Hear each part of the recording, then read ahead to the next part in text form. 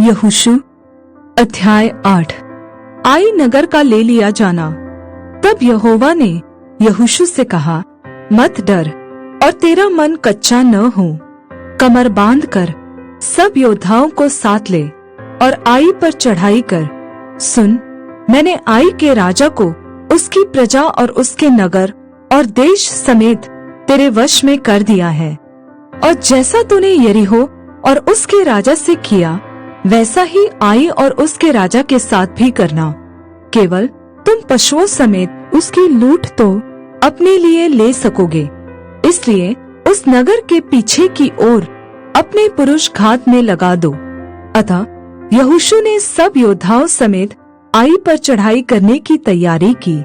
और यहोशू ने 30,000 पुरुषों को, जो शूरवीर थे, चुनकर रात ही को आज्ञा देकर भेजा और उनको यह आज्ञा दी, सुनो, तुम उस नगर के पीछे की ओर घात लगाए बैठे रहना।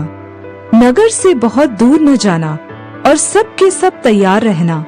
और मैं अपने सब साथियों समेत उस नगर के निकट जाऊंगा। और जब वे पहले के समान हमारा सामना करने को निकले, तब हम उनके आगे से भागेंगे। तब वे यह सोचकर कि वे पहले की भांति हमारे सामने से भागे जाते हैं, हमारा पीछा करेंगे। इस प्रकार हम उनके सामने से भागकर उन्हें नगर से दूर निकाल ले जाएंगे। तब तुम घात में से उठकर नगर को अपना कर लेना, क्योंकि तुम्हारा परमेश्वर यहोवा उसको तुम्हारे हाथ में कर देगा। और जब नगर को ले लो, तब उसमें आग लगाकर फूंक देना। यहोवा की आज्ञा के अनुसार ही काम करना।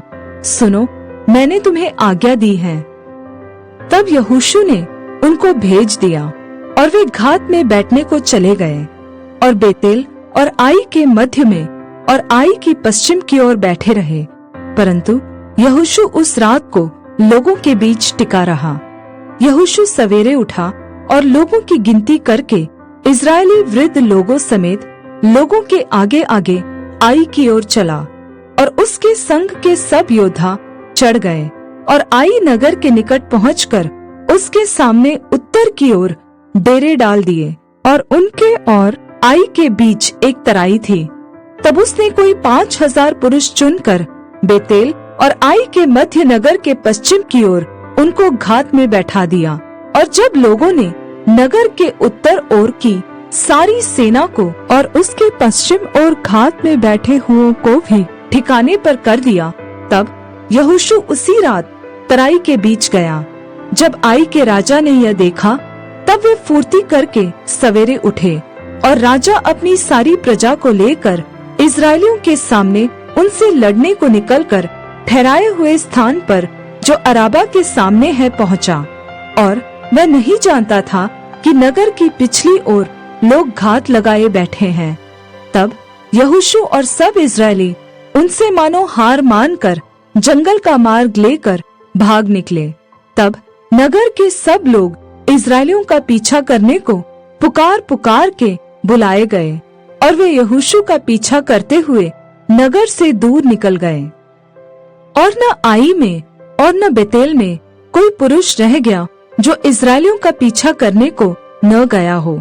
और उन्होंने नगर को खुला हुआ छोड़कर इस्राएलियों का पीछा किया। तब यहोवा ने यहोशू से कहा, अपने हाथ का बर्छा आई की ओर बढ़ा, क्योंकि मैं उसे तेरे हाथ में दे दूंगा। और यहोशू ने अपने हाथ के बर्छे को नगर की ओर बढ़ाया।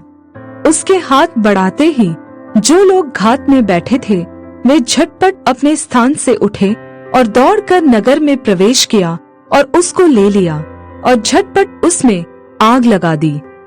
जब आई के पुरुषों ने पीछे की ओर फिरकर दृष्टि की, तो क्या देखा कि नगर का धुआं आकाश की ओर उठ रहा है और उन्हें न तो इधर भागने की शक्ति रही और न उधर।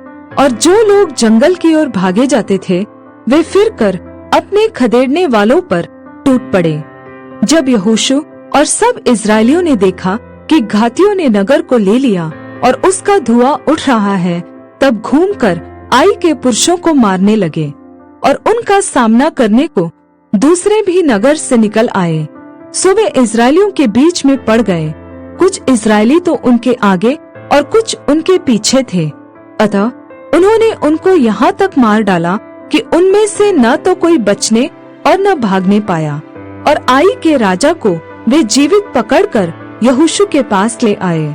और जब इस्राएली आई के सब निवासियों को मैदान में अर्थात उस जंगल में जहाँ उन्होंने उनका पीछा किया था घात कर चुके और वे सब के सब तलवार से मारे गए, यहाँ तक कि उनका अंत ही हो गया, तब सब इस्राएलियों ने आई को लौटकर उसे भी तलवार से मारा। और स्त्री पुरुष सब मिलाकर जो उस दिन मारे गए वे 12,000 थे। और आई के सब पुरुष इतने ही थे, क्योंकि जब तक यहोशू ने आई के सब निवासियों का सत्यानाश न कर डाला तब तक उसने अपना हाथ जिससे बर्छा बढ़ाया था फिर न खींचा। यहोवा की उस आज्ञा के अनुसार जो उसने यहोशू को दी थी, इस्राएलियों ने पशु आदि नगर की लूट अपनी कर ली। तब यहोशू ने आई को फुकवा दिया और उसे सदा के लिए खंडर कर दिया। वह आज तक उजाड़ पड़ा है।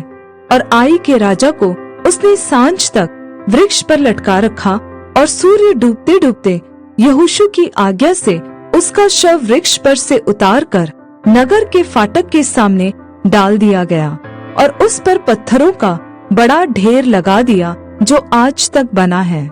आशीर्वाद और श्राप का सुनाया जाना। तब यहोशू ने इस्राएल के परमेश्वर यहोवा के लिए एबाल पर्वत पर एक वेदी बनवाई, जैसा यहोवा के दास मूसा ने इस्राएलियों को आज्ञा दी थी और जैसा मूसा की व्यवस्था की पुस्तक में लिखा है। उसने समूचे पत्थरों की एक वेदी बनवाई जिस पर औजार नहीं चलाया गया था, और उस पर उन्होंने यहोवा के लिए होम बलि चढ़ाए और मेलबलि किए। उसी स्थान पर यहोशू ने इस्राएलियों के सामने उन पत्थरों के ऊपर मूसा की व्यवस्था जो उसने लिखी थी उसकी नकल कराई। और वे क्या देशी क्या परदेशी सारे इस्राएली अपने वृद्ध लोगों, सरदारों और न्यायियों समेत यहोवा की वाचा का संदूक उठाने वाले लेवी याजकों के सामने उस संदूक के इधर उधर खड़े हुए। अर्थात आधे लोग तो गिरिजीम पर्वत के और आधे एबाल पर्वत के सामने खड़े हुए, जैसा कि यहोवा के दास मूसा ने पहले आज्ञा दी थी कि इस्राएली प्रजा को आशीर्वाद दिए जाए। उसके बाद उसने आशीष और श्राप की व्यवस्था के सारे वचन जैसे जैसे व्यवस्था की पुस्तक में लिखे हुए हैं वैसे वैसे पढ़ पढ़ कर सुना दिए। जितनी बातों की मूसा ने आज्ञा दी थी उनमें से कोई ऐसी बात नहीं रह गई जो यहोशू ने इस्राएल की सारी सभा और स्त्रियों और बाल बच्चों और उनके साथ रहने वाले परदेशी लोगों के सामने भी पढ़कर न सुनाई।